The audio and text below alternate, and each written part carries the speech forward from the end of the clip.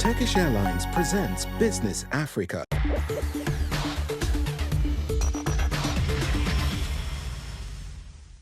Bonjour et bienvenue dans cette nouvelle édition de Business Africa. Je suis Afolake Oyinloye. Voici le sommaire. Lors de la COP28 face aux producteurs de pétrole, l'ONU a réclamé la fin progressive des énergies fossiles. Quant à l'avenir climatique de l'Afrique, un fonds pour les pertes et dommages a été créé. En Égypte, le président El-Sisi se présente à un troisième mandat. Le pays fait face à une inflation croissante et à une dévaluation de la monnaie locale. Au Cameroun, des villes font face à une pénurie de carburant avec de longues files d'attente dans les stations-service. La crise, due à de mauvaises conditions météo, a entraîné un ralentissement économique. Lors de la COP28 qui s'est tenue à Dubaï, l'ONU a appelé à abandonner progressivement les énergies fossiles, appel qui s'est heurté à la résistance des principaux producteurs de pétrole. Pour l'Afrique, il s'agit maintenant de s'assurer que les engagements financiers pris soutiennent les défis climatiques du continent. La COP28 organisée à Dubaï a permis à l'Afrique de réaliser des progrès significatifs en obtenant une reconnaissance mondiale accrue et des engagements conformes aux priorités du continent en matière de climat.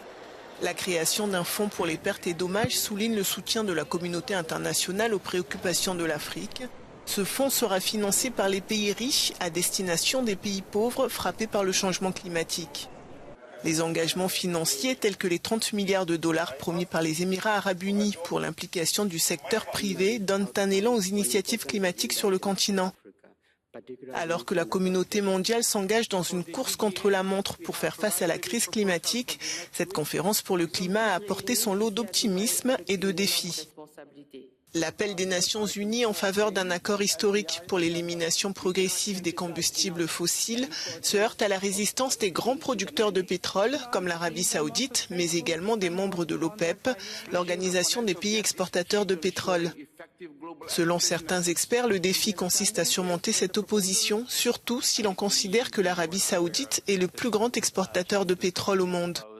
Le sommet s'est concentré sur deux questions essentielles, l'élimination progressive des combustibles fossiles et l'accélération du financement de la lutte contre le changement climatique. Alors que l'Afrique cherche à tirer parti de l'élan mondial généré par la COP28, la création d'un fonds pour les pertes et dommages est un signe de progrès. Cependant, le succès du continent à relever les défis climatiques qui lui sont propres dépend de la réalisation de ses engagements financiers. Pour approfondir le sujet, Ibrahima Cheikh Diong, directeur général du groupe African Risk Capacity, est avec nous depuis Dubaï. Bienvenue dans l'émission. Que pensez-vous des résultats obtenus à cette COP28 concernant les financements obtenus et les priorités de l'Afrique ? L'Afrique est mieux préparée cette fois-ci que lors des COP précédentes. Comme vous le savez, l'Afrique a tenu son premier sommet africain sur le climat à Nairobi, où nous avons souligné l'importance des priorités du continent, notamment la nécessité de réformer l'architecture mondiale du climat pour qu'elle fonctionne pour l'Afrique. Il s'agit de trouver un équilibre entre le développement et le changement climatique, de décarboniser l'économie mondiale, mais surtout de s'assurer que nous nous engageons réellement sur les pertes et les dommages afin de protéger les plus vulnérables sur le continent. De ce point de vue, le fait que le fonds pour les pertes et dommages ait été conclu à Dubaï avec de nombreux engagements de la part d'un grand nombre de donateurs actifs est un signe que les préoccupations africaines sont au moins reconnues et qu'un engagement est manifestement pris. Avez-vous noté des aspects positifs ou préoccupants ? Les Émirats arabes unis se sont engagés à mettre 30 milliards de dollars sur la table pour obtenir en particulier une plus grande participation du secteur privé à l'atténuation dans le domaine de l'agenda climatique. Étant donné que l'Afrique doit s'impliquer davantage dans la transition énergétique avec les énergies renouvelables sur le continent, faire plus pour l'économie verte, toutes ces opportunités sur le continent requièrent des ressources supplémentaires. 30 milliards d'euros, ce n'est donc pas suffisant. Nos besoins se chiffrent en milliards de milliards. Nous espérons donc que ces 30 milliards fourniront l'impulsion, le catalyseur nécessaire pour attirer davantage d'argent du secteur privé. Vous savez, je pense que le plus grand défi pour l'Afrique, au-delà de l'argent, est de s'assurer que nous préparons correctement les projets pour qu'ils puissent être présentés à des fins de financement. L'une des principales questions abordées a été celle des disparités en matière de financement climatique. Y a-t-il eu des mesures pour remédier à ces disparités? Si oui, seront-elles efficaces pour assurer une distribution plus équitable du financement climatique? L'Afrique contribue à moins de 4% des gaz à effet de serre, de sorte que nous n'avons pas vraiment de problème d'atténuation, mais nous avons un problème d'adaptation. Ce dont nous avons besoin, en ce qui concerne le continent, c'est d'augmenter le financement de l'adaptation afin que notre continent puisse faire face aux sécheresses, aux cyclones tropicaux, aux inondations. Il faut donc espérer que les ressources engagées ici contribueront à soutenir réellement les efforts d'adaptation du continent. Deuxièmement, comme je l'ai dit précédemment, les pertes et dommages qui constituent le fonds de base demandé par les pays en développement iront immédiatement à la protection de la vie et des moyens de subsistance de nombreuses personnes touchées par le changement climatique, mais aussi à la reconstruction des infrastructures. Je pense qu'il est donc très important que les pays en développement soient bien représentés dans le fonds pour pertes et dommages, du point de vue de la gouvernance, afin de s'assurer que nos préoccupations soient prises en compte. Ensuite, et enfin, la gouvernance est simple et moins complexe pour étendre les procédures apprises des fonds précédents, de sorte que nous puissions fournir un financement de manière très rapide. La présidentielle en Égypte s'est tenue dans un contexte économique difficile. Malgré les aides du FMI, le pays reste surendetté et l'avenir économique de l'Égypte inquiète. Les experts prédisent une possible reprise de la croissance.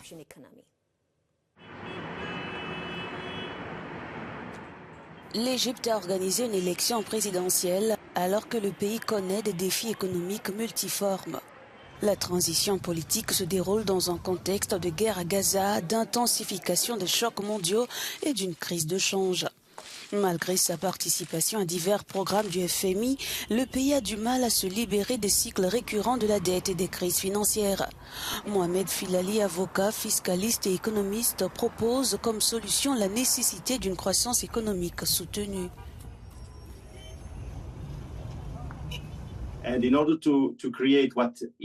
Pour créer ce dont l'Égypte a besoin, c'est-à-dire environ 600 000 à 500 000 emplois chaque année pour la prochaine décennie, l'économie de l'Égypte doit croître de 5% de plus que l'inflation, afin d'avoir le même PIB par habitant ou PIB réel par habitant.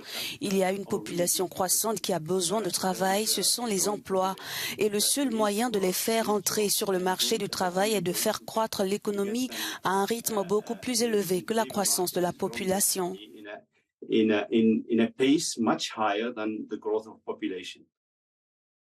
La croissance du PIB est d'environ 4%, ce qui explique les difficultés actuelles liées à un manque de la stabilité économique. Les prévisions prévoient une augmentation potentielle de 4,8% pour l'exercice 2024 et de 5,1% pour 2025. Le pays fait face à une inflation élevée persistante et à des difficultés de gestion de sa balance des paiements.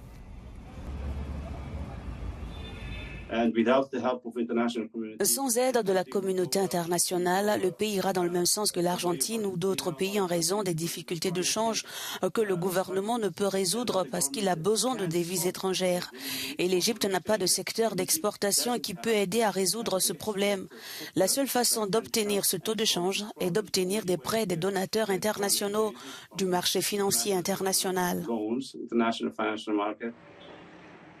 Selon les statistiques officielles, près de 30% des Égyptiens vivent sous le seuil de pauvreté, ce qui souligne l'urgence de s'attaquer aux problèmes économiques pour améliorer le bien-être de la population.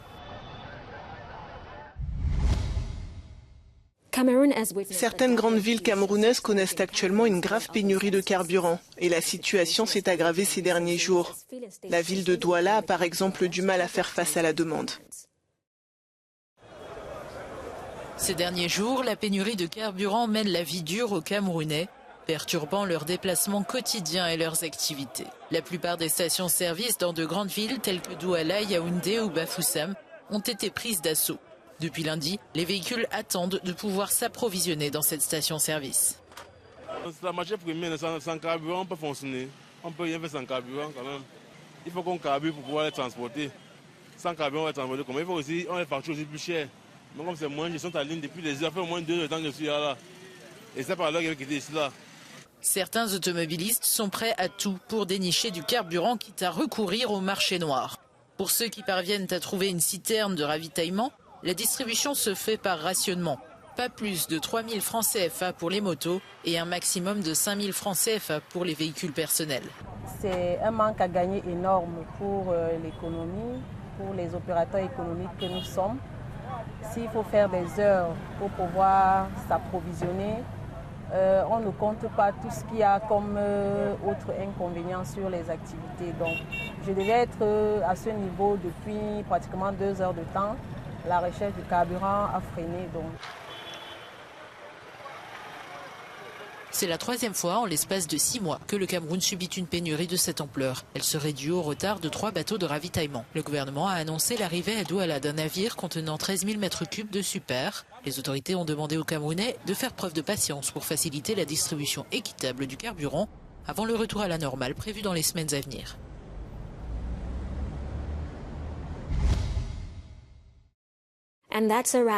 Merci d'avoir regardé l'émission. Pour plus d'informations sur l'économie africaine, rendez-vous sur notre site internet africanews.com.